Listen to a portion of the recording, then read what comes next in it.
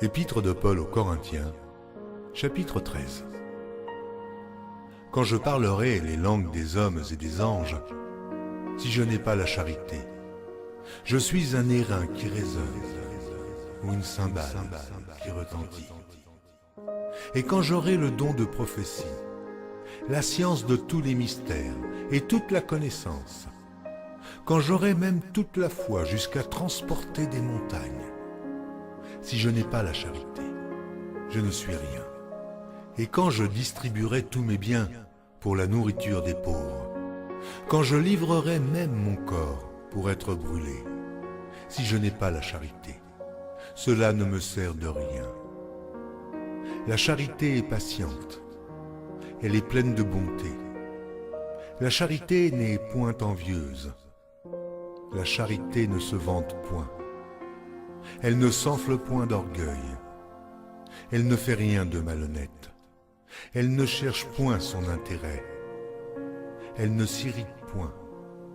Elle ne soupçonne point le mal. Elle ne se réjouit point de l'injustice, mais elle se réjouit de la vérité.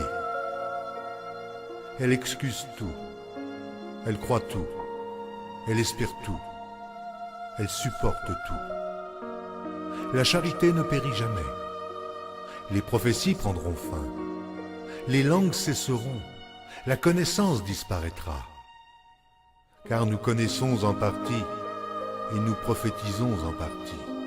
Mais quand ce qui est parfait sera venu, ce qui est partiel disparaîtra.